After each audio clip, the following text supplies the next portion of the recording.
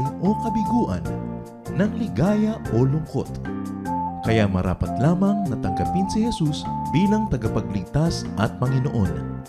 At matapos yun ay panariwain ang katapatan at paglapit sa Kanya bawat araw o day by day.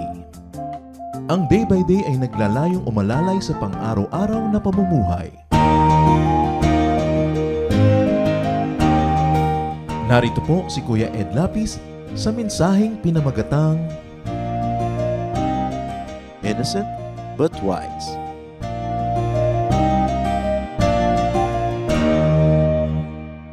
Psalm 37:23.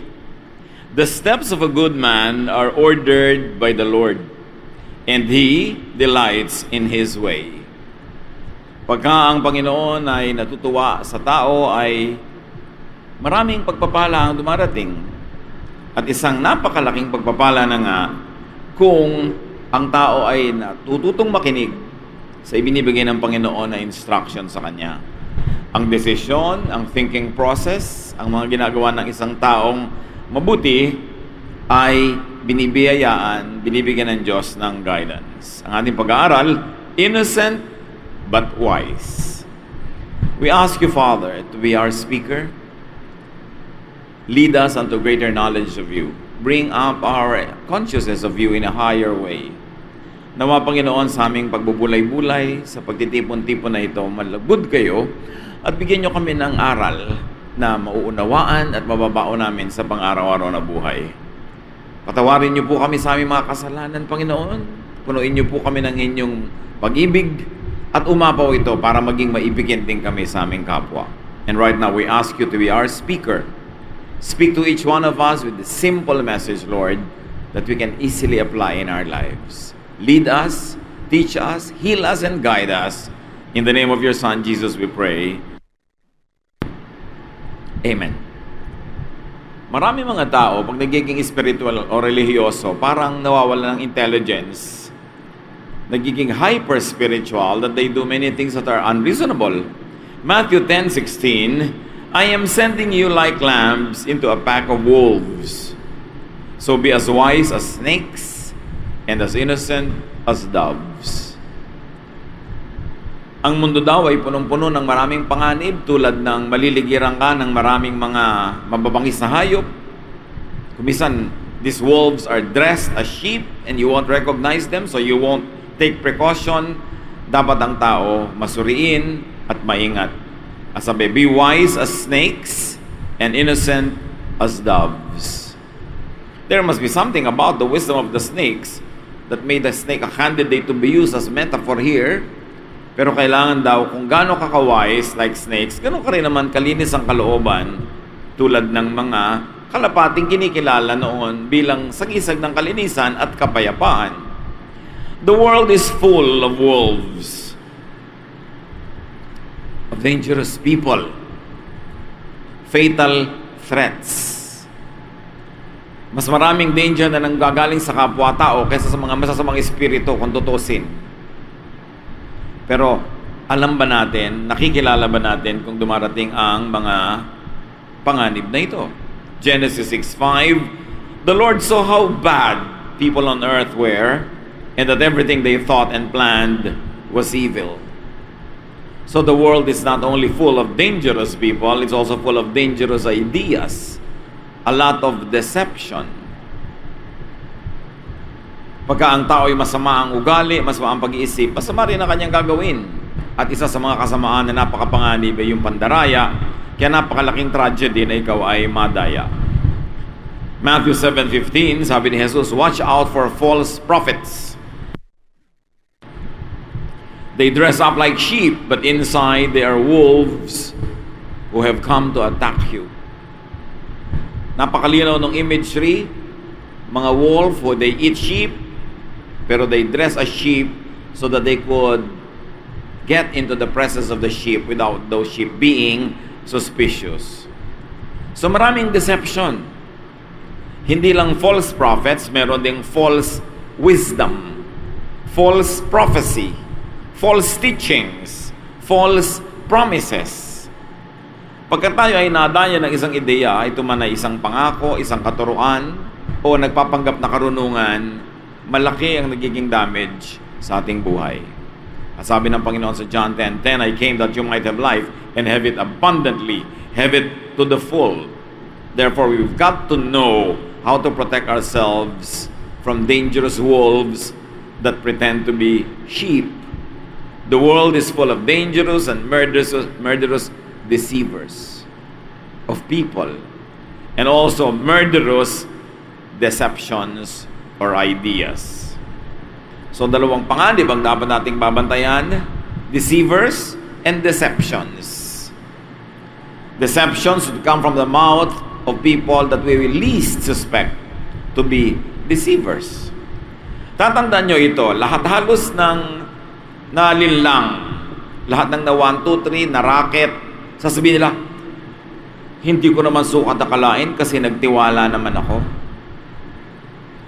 Ang mga manglilinlang sa atin ay yung ating pinagtitiwalaan.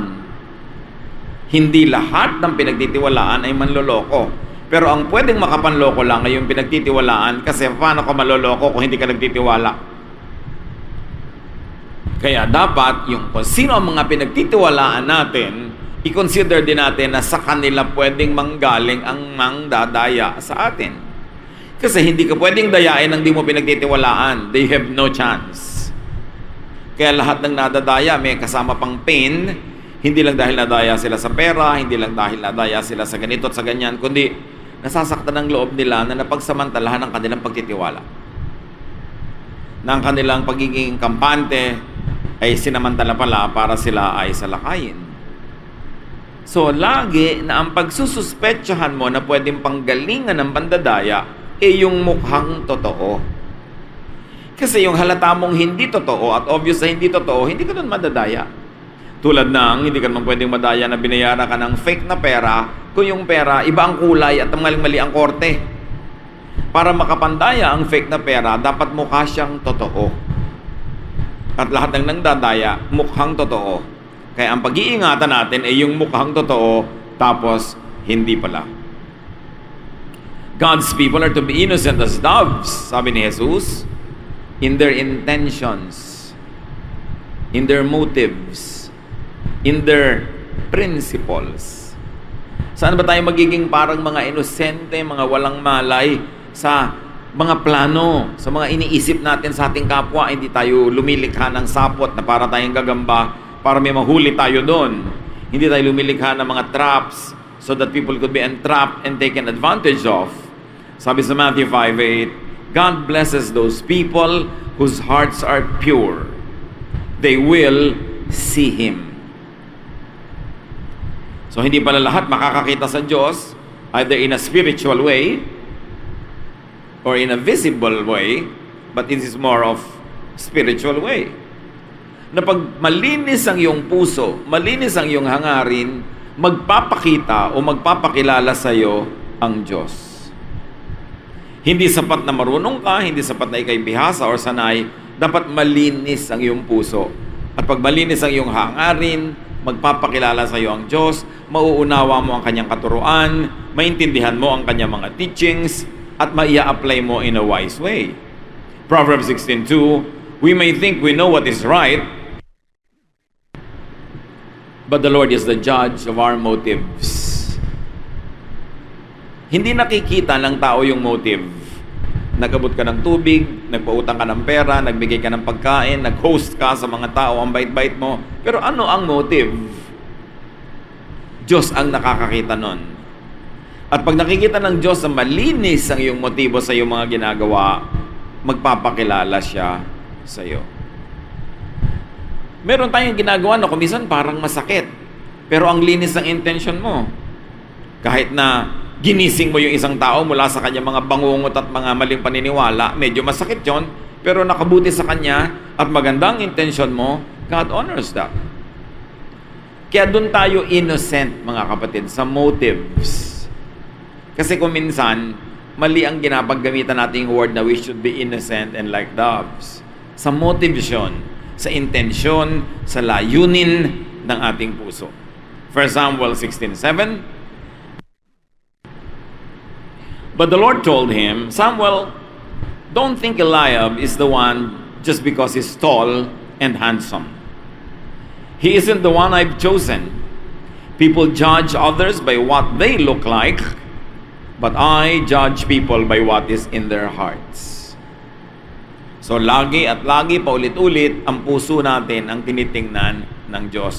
Doon tayo dapat innocent, sa puso, sa thought level, sa philosophy, sa teorya. Dapat doon pa lang malinis ang intention mo.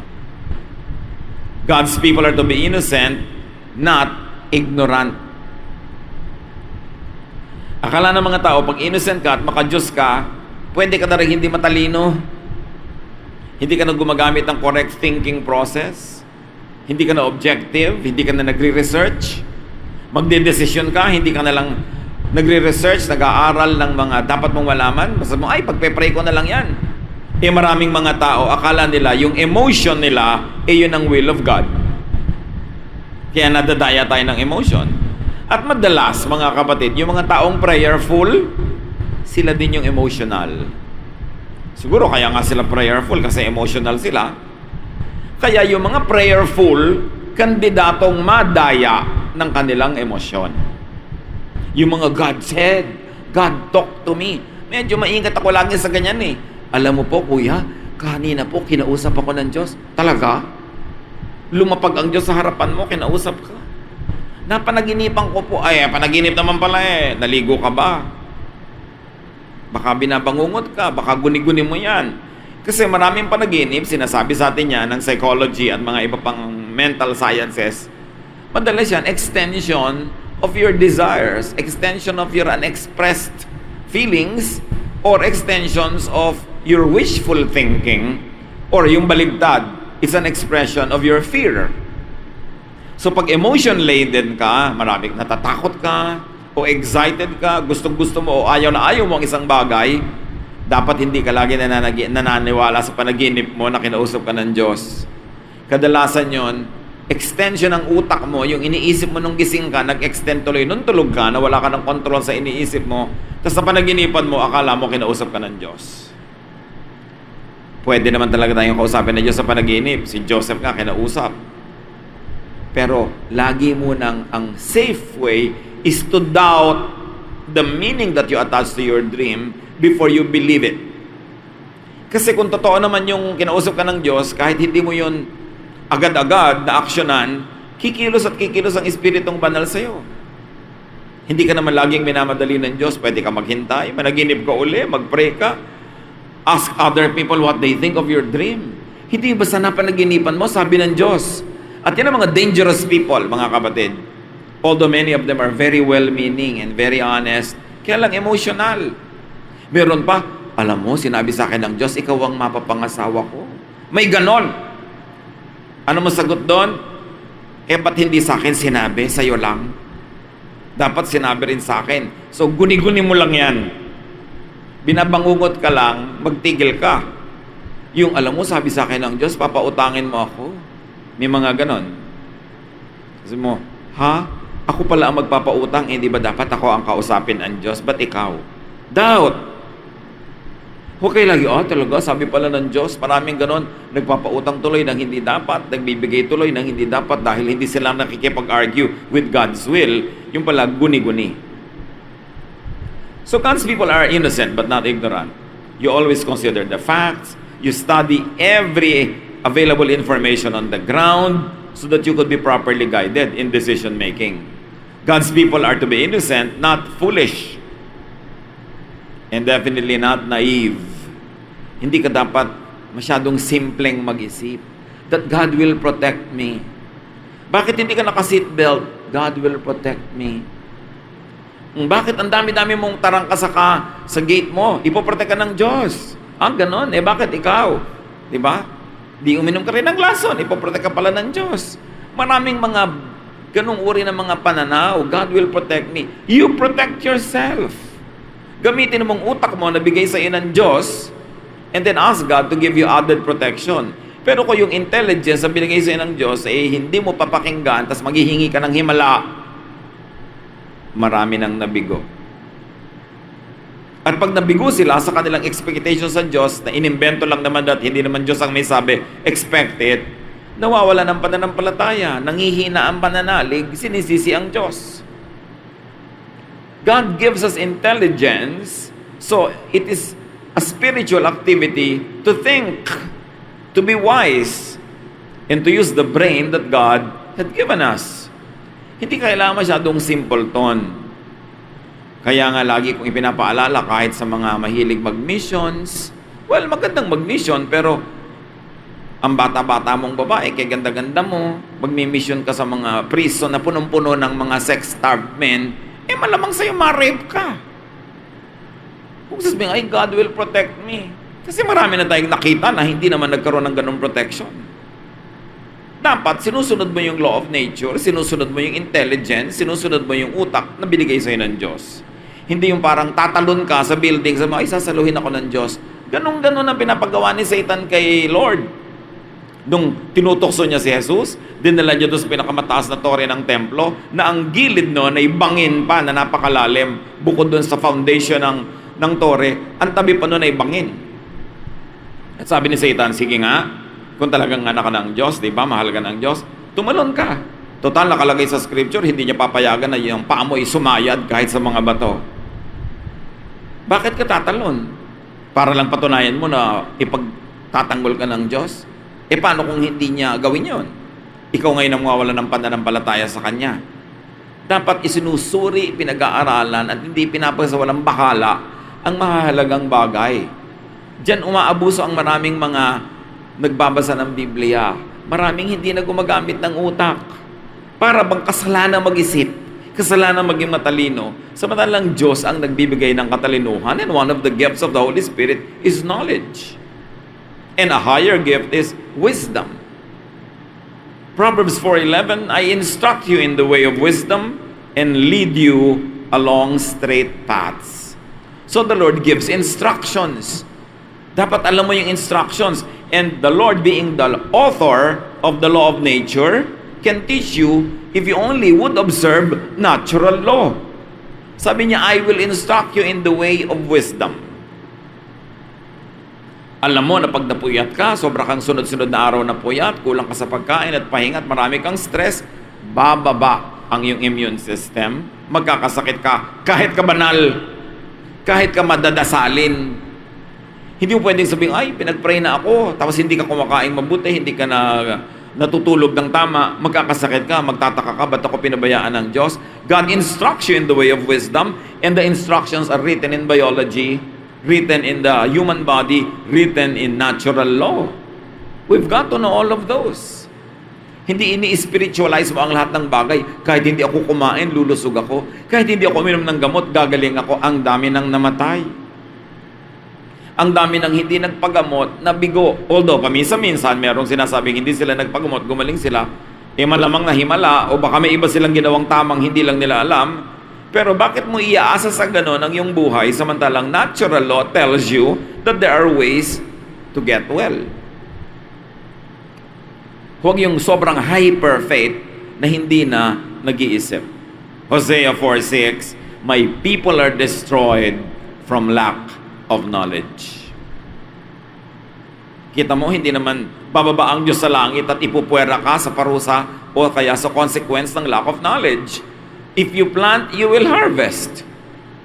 So if you plant foolishly, you will harvest the fruits of foolishness. God will not exempt you from that.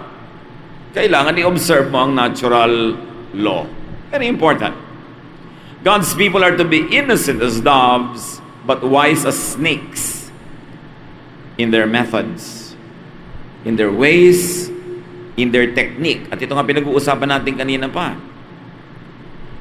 Wise ka.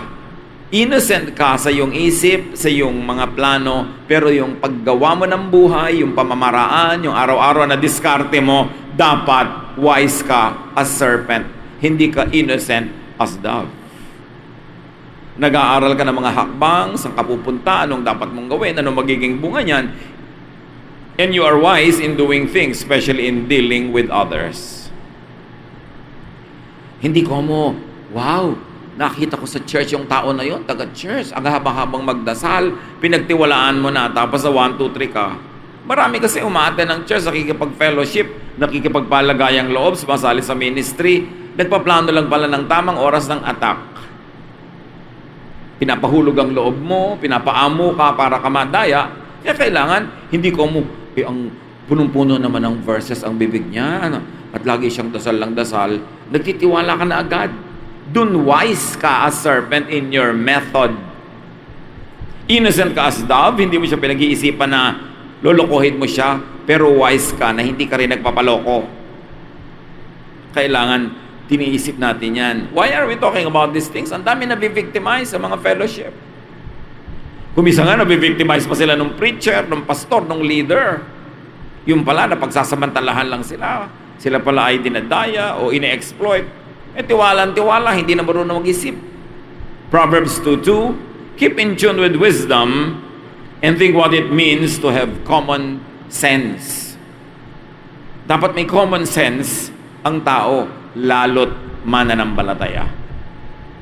Ecclesiastes 2:3, sabi ni Solomon, matapos siya magsubok ng mga bagay na medyo questionable kung dapat gawin ba ng isang makadiyos na tao, sabi niya, I tried cheering myself with wine and embracing folly. My mind still guiding me with wisdom. I wanted to see what was good for people to do under the heavens during the few days of their lives. So sabi niya, sinubukan ko ang mga bagay ng mga kabalbalan, pero kahit sinusubukan ko yon, kalahati ng utak ko nag-iisip pa rin. Hindi ako sobrang nagpadala sa mga bagay lang na hindi pinag-iisipan. So, importante, kahit anong ginagawa natin, pinapaandar natin ang ating isip. Spirituality should not be equated with stupidity. Hindi ko mo makadiyos ka, at hindi ko mo spiritual ka, ay hangal ka na. At nagpapahangal ka, at nagpapauto ka, dapat ginagamit mo yung utak. So, grow in knowledge and wisdom. Tulad ni Jesus, Luke 2:52, Jesus became wise and he grew strong. God was pleased with him, and so were the people. So even Jesus became wise. He progressively became wiser and wiser. Siya na yun, hindi tayo naman lalo. Hindi puro, naku, sabi sa akin ng Holy Spirit, naku, sabi sa akin ng Diyos. Kailangan iniisip mo rin, lalo't parang hindi sensible yung mga sinasabi sa iyo ng Spirit. 1 Corinthians 14:15, ano sabi ni Pablo? So what shall I do? I will pray with my spirit, but I will also pray with my understanding. I will sing with my spirit, but I will also sing with my understanding. So sabi niya, hindi ako makakalimot na mag-isip at maging matalino kahit ako spiritual. Of course, ang talagang context dito is speaking in tongues that you don't understand. Sabi ni Paul, kailangan maintindihan ko yung sinasabi ko. Bakit ako magsasalita ng hindi ko naintindihan? Kailangan naintindihan ko yun. And applied in a broader way, dapat iniintindi mo ang ginagawa mo. Hindi lang basta bulag na bulag kang tatalon dahil it's an act of faith. Spiritual also means mental, and it means wise. Kaya marami sa mga tao na espiritual, religyoso, nagiging biktima ng andaming scam, andaming pandaraya, at andaming exploitation. Kasi iniisip nila, pag spiritual ka, hindi ka na nag-iisip. But godly sense is wise. So do not let spirituality and religiosity be a tool of deception and exploitation. Isa sa mga pinaka-exploited people on earth ang mga religyoso. Kasi oras na naniwala na, hindi na nag-iisip. Kailangan laging nanunuri. Dahil hindi naman magagalit ang Diyos sa'yo pag ginamit mong utak mo. Total, siya namang bibigay nun. Pero yung nandaraya sa'yo, yun ang magagalit pag nag-iisip ka kasi ayaw niyang mag-isip ka para lagi kanyang madaya. But God doesn't want you to get deceived. So use common sense. And be very careful, brothers and sisters, with the application of yung by faith. Yung by faith na yan, Sabi niya, naku, by faith. Gusto ko pong mag-mission sa probinsya. Paano ang support system mo? By faith po. Meron akong gagawin, by faith. Ang ibig sabihin nila sa by faith, without thinking or without planning. Tapos si by faith missionary, pagka naman nagigipit, nangungutang, nag-i-strategize din kung kanino magpaparamdam o dadaing. Pero kanina, sabi niya, by faith. Yung paano mo ipapagamot ang anak mo, by faith na lang po. Ang ibig sabihin nila, hindi na mag-iisip, hindi na gagawa ng paraan. Ibig sabihin ng iba sa by faith, outright unreasonable. Bakit mo ginagawa yan? By faith po. Kahit nabaligtad sa katalinuhan ng ginagawa mo, by faith po kasi. At meron pa, ibig sabihin sa kanila ng by faith is obviously careless and dangerous. Kababae mong tao, papasok ka sa kulungan ng mga sex-starved men para ka mag-Bible study, ba't di na lang lalaki ang papuntahin doon? By faith po, gagawin ko to. Pinapasubo mo ang sarili mo, pinapasubo mo ang iba sa mga danger na papasukin mo dahil hindi ka nag-isip. O kaya dahil bata ka, hindi ka talaga masyado nakakapag-isip. Yung mga matatanda na nagdedesisyon na pinayagan kang gawin yun, maraming mga by faith. Kuminsan yung mga singers sa church, kuminsan yung mga ministers sa church, hanggang alas 3 ng umaga may ginagawa, tapos mag-uuwian yung mga babae mag-isa. Huy, nag-iisa ka uuwi. By faith po. Pati nyo agahan ang uwi nyo. Hindi kasi kayo masyadong organized. Ang daming oras na nauubos, hindi kayo nag-start on time, tapos gagabihin kayo, tapos by faith. At pag nasaksak ka sa kalsada, anong sasabihin mo? Bakit po Diyos ako pinabayaan? Sino naman kasing may sabi sa'yo, magpakalat-kalat ka sa oras ng gabi na maraming dangerous people? Kaya kailangan ginagamit yung brain. Kasi kahit ka banal, kahit ka naglilingkod sa Diyos, nasasaksak ka rin pag nakakalat ka. There are times, of course, na na-exempt ka, salamat. Pero exemptions are exemptions. They are not the rule. Kaya kailangan mas nag-observe tayo ng intelligent methods. Yun ang sinasabi natin mga kapatid. God's people are to be innocent but wise. Ang God's people, sasabihin pa ba, huy, bakit ka pa bibili ng insurance? Wala ka yatang faith. By faith, yun ang by faith. Pag nagkasakit, mangungutang yun. Dadaing kung kani-kanino, yun pala yung by faith. Wala siyang plano. Ang ibig niya sabihin, pagka nagtatanim ka, nag-iipon ka, kumuha ng insurance, wala kang faith. Baligtad. Because the Lord says, as you plant, you harvest. Sabi niya, tingnan niyo yung mga langgam, kahit wala silang mga commander, nag-iipon sila ng pagkain sa tag-araw. Para pagdating ng tag-ulan, sila ay may naipong pagkain. So masama ba na kumuha ng insurance? Meron pang, huy, bakit ko kumukuha ng insurance ng ataol? Baka ka biglang mamatay. Bakit? Pag hindi ba ako kumuha ng insurance, hindi ako mamamatay? Di ba mas mahirap yung bigla akong namatay tapos wala man lamang kong ataol? Wala namang ganyang kalaking styrofoam na pwedeng paglagyan ng bangkay. So dapat nag-iisip ka, nagpaplano dahil mananampalataya. At huwag natin gawin na yung pananalig natin sa Panginoon ay maging dahilan para tayo maging pabaya at maging foolish in our approaches. God wants us to be innocent as doves, but wise as serpents. Ama namin, turuan niyo po kami kung saan-saan na larangan ng buhay namin dapat i-apply ang simpleng katuruan na ito na dapat kaming matalino, mapanuri, mapag-isip. Na huwag naming i-equate yung faith namin with lack of thinking and with outright foolishness. Teach us, Lord, to be wise. At ngayon, ipakita niyo sa amin ang mga larangan ng buhay namin, Lord, where we can even be much wiser than we are now. Saan-saan mga diskarte namin sa buhay, approaches, where we can use wisdom even more. At nasa ganon, yung pinakamagandang pwedeng mangyari ang mangyari sa buhay namin, and we glorify you with the good fruits of our wisdom. Pag-isip-isipan natin mga kapatid, yumuko tayo sa presensya ng Panginoon, at pagpasuri tayo sa Espiritu ng Diyos, how much we can even be wiser as much as we are wise now, thanks to the Lord. Father, as your people ponder the meaning of this teaching, let your wisdom be our light.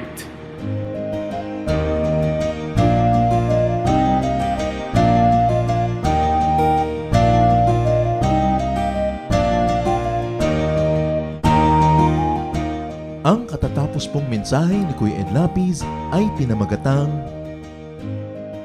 innocent but wise.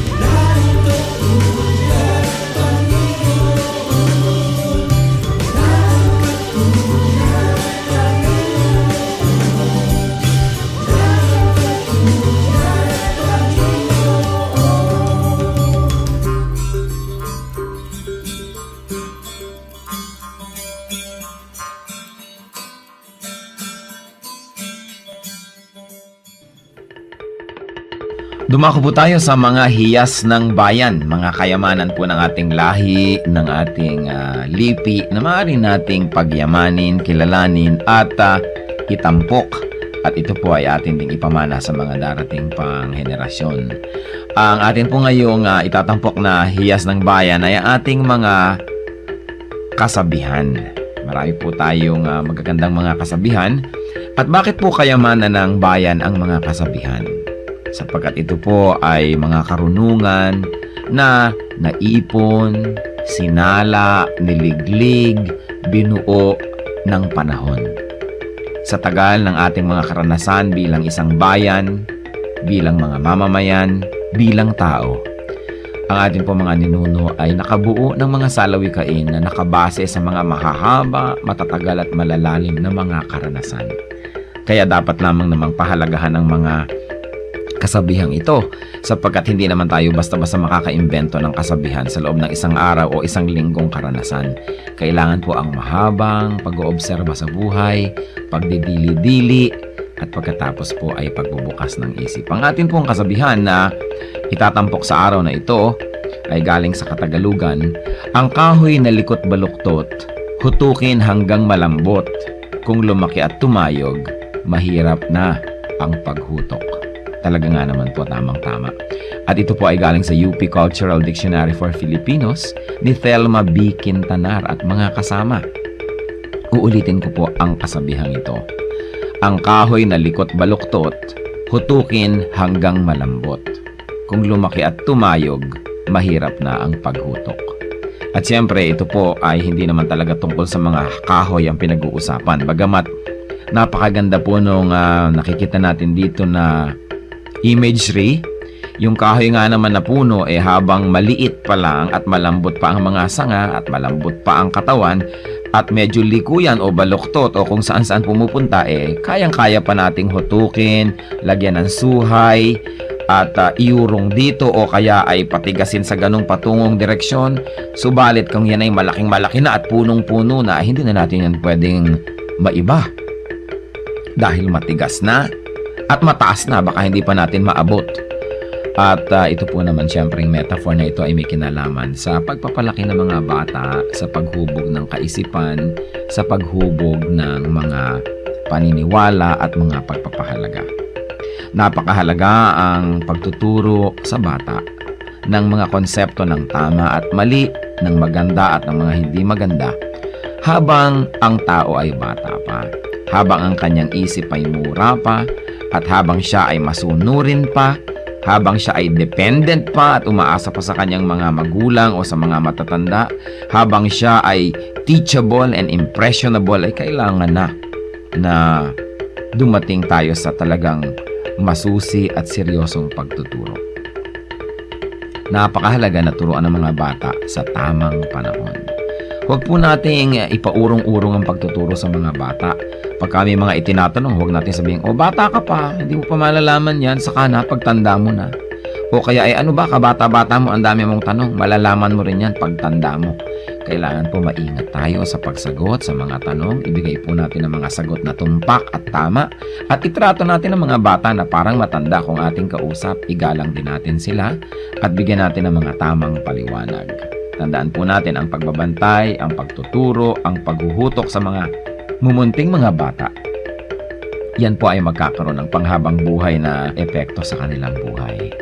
Kaya isa pong mahalaga na paalala rin sa ating mga magulang, bigyan natin ng oras ang ating mga anak, bigyan natin ng panahon na mahutok yan sa tama, sapagkat kapag malaki na, mahirap na po yan na ibahin pa.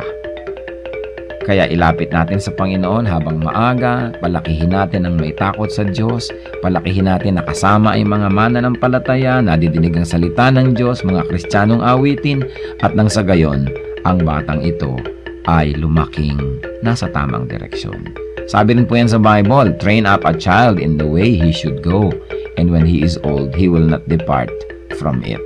Meron po tayong equivalent niyan sa ating pong kultura, sa ating mga kasabihan. At yan po ang hiyas ng ating bayan ngayon, kasabihang, ang kahoy na likot baluktot, hutukin hanggang malambot, kung lumaki at tumayog, mahirap na ang paghutok.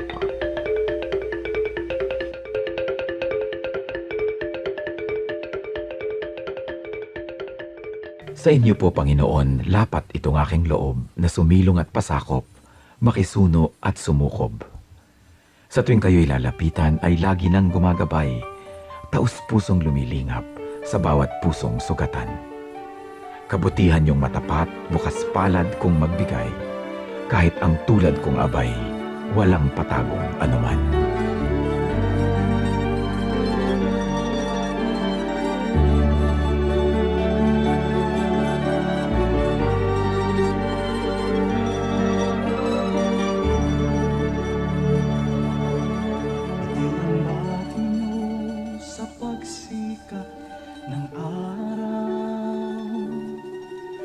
sa kailagan ng takip siling. At sa kandili nyo, ako'y hindi maliligaw. Latnan man ng unos sa lalim ng dilim.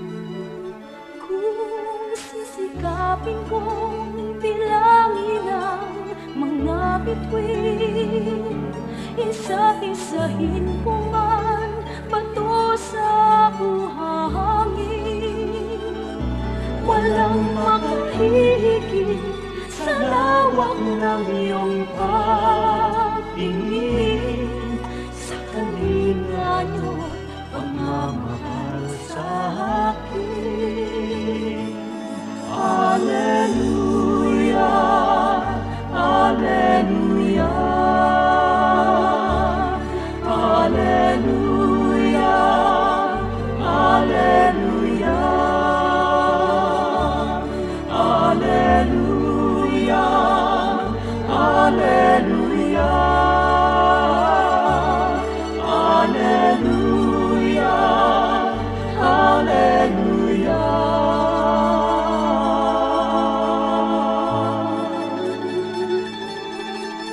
Ang aming nais ko'y purihin ka sa magdamag.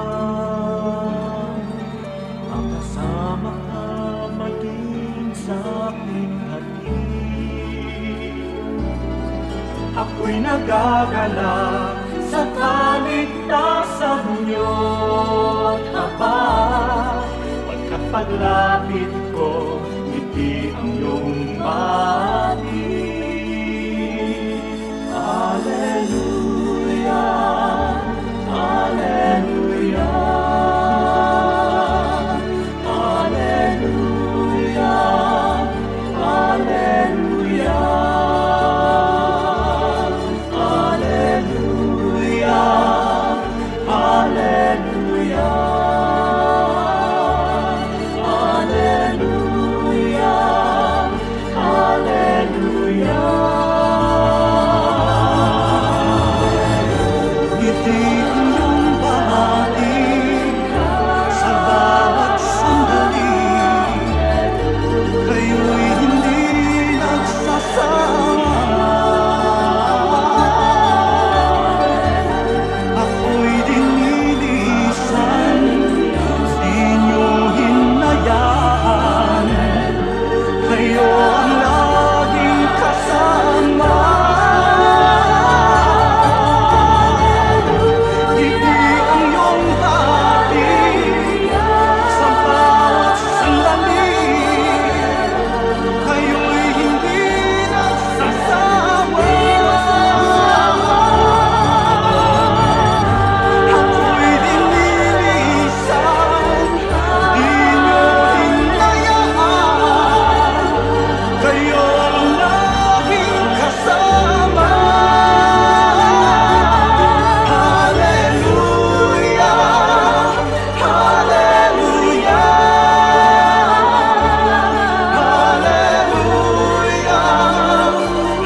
Hallelujah,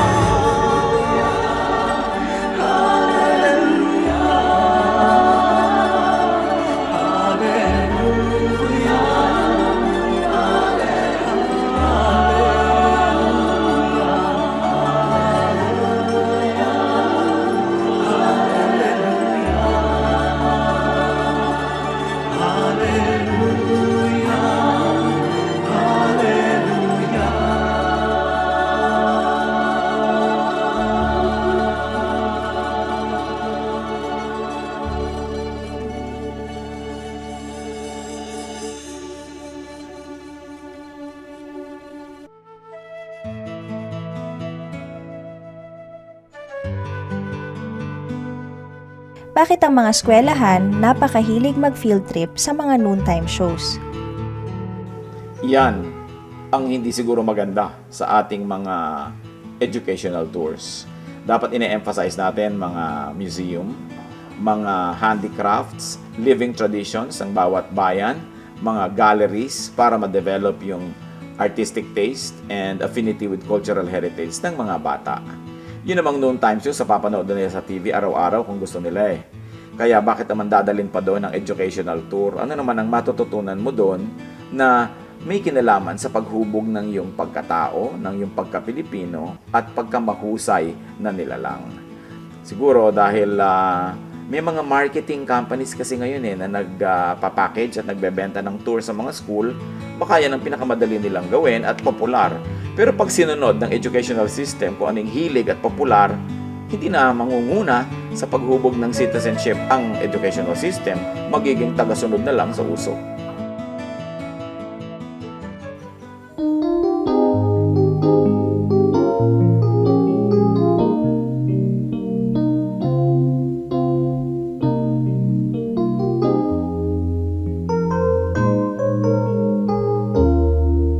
Nanganguhay ko nooy laging nangangamba. Ang pagluhay di ko kaya at walang patutuhan. O Jesus, nang ikaw nga ang makilala ko, ang lahat iyong pinanatag, ang lahat inayos mo. Kapayapaan na nagmumula sa'yo, naranasan ko dito sa buhay ko. Kapayapaan nun pa may hinihintay, aking Panginoon sa aking buhay.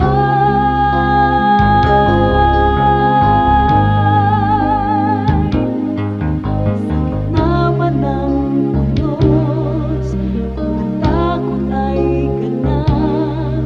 Sa pagtawag kay Jesus, papayapa ang lahat. Kapayapaan na nagmumula sa'yo, naranasan ko dito sa buhay ko. Kapayapaan na aking hinihintay, aking Panginoon sa aking buhay,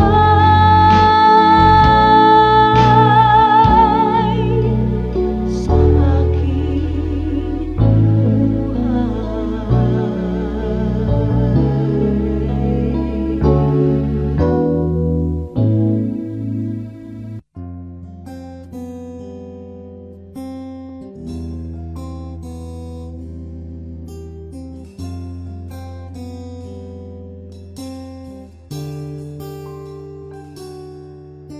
Mula sa sinapupunan, ako'y iyong kilala.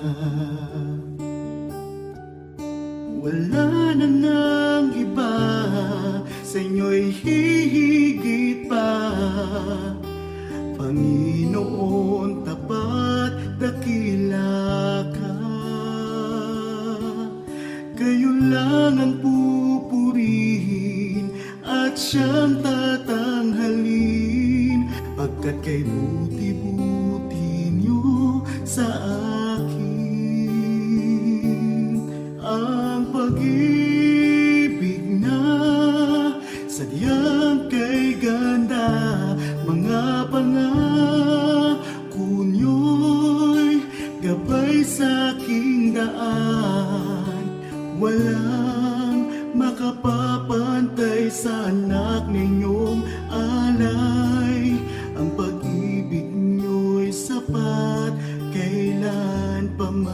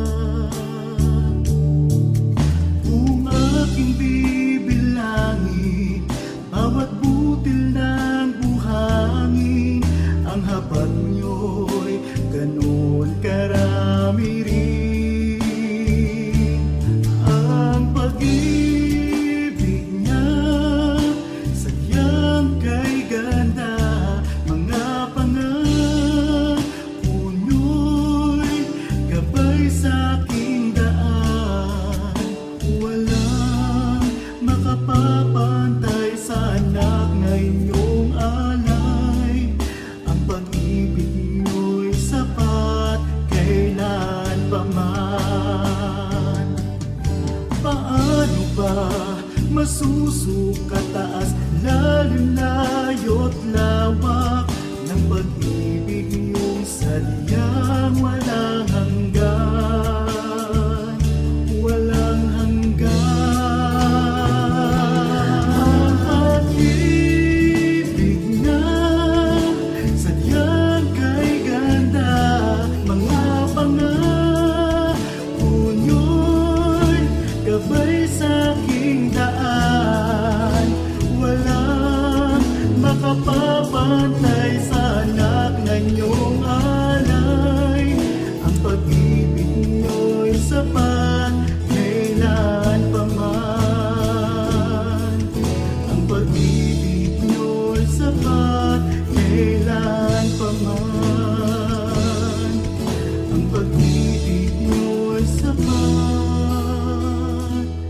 kailanman.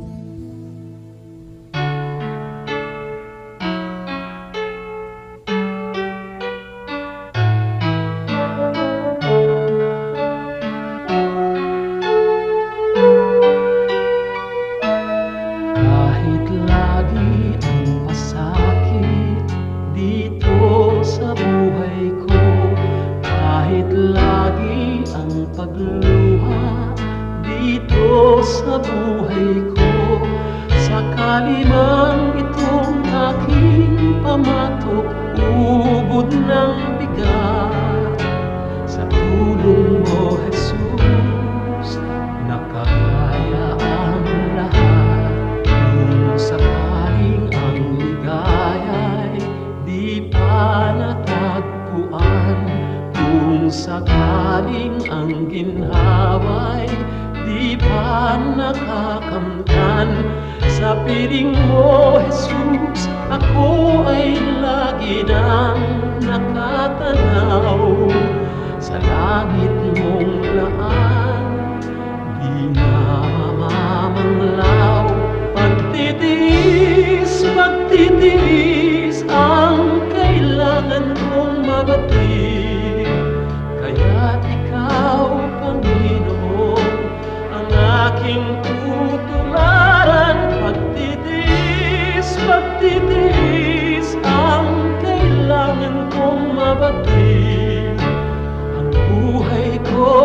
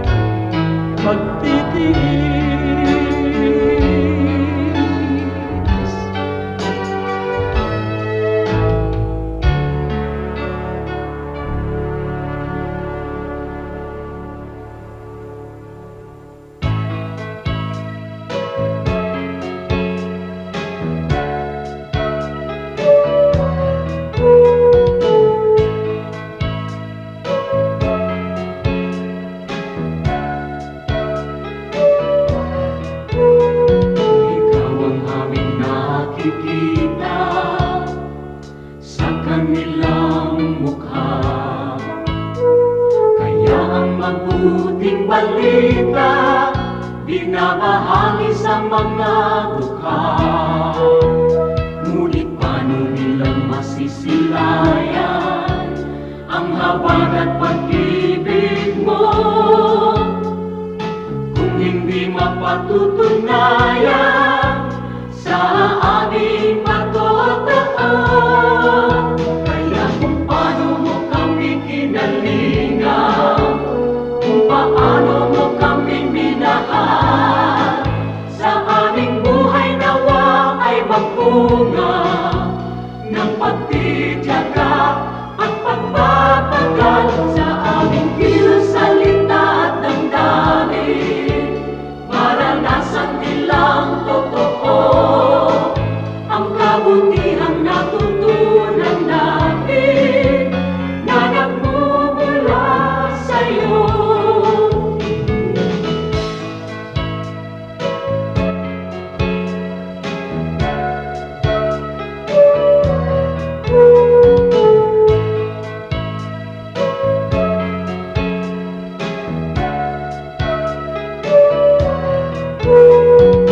Kung ang tao at ang lipunan ay laging makasarili, sa'yo ang bagong panuntunan, ang maglingkod at magsilbi. Ang aming pananampalataya patuloy mong palaruin,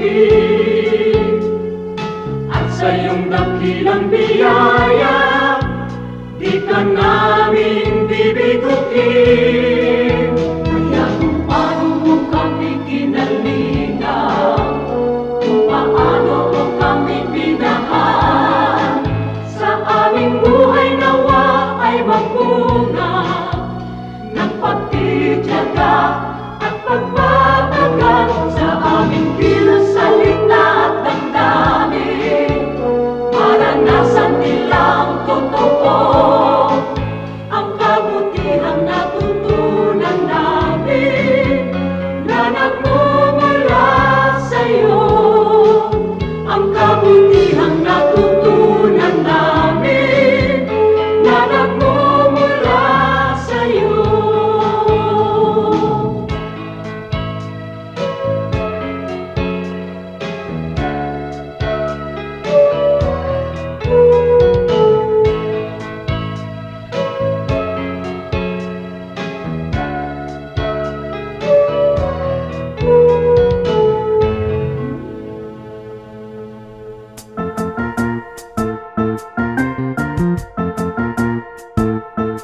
Oras na po para pansamantalang magpaalam ang programang Day by Day. Tayo po'y magsama-sama tuwing ika-6 hanggang ika-7 ng umaga, araw-araw. Magandang umaga po at mabuhay ang Panginoong Hesus!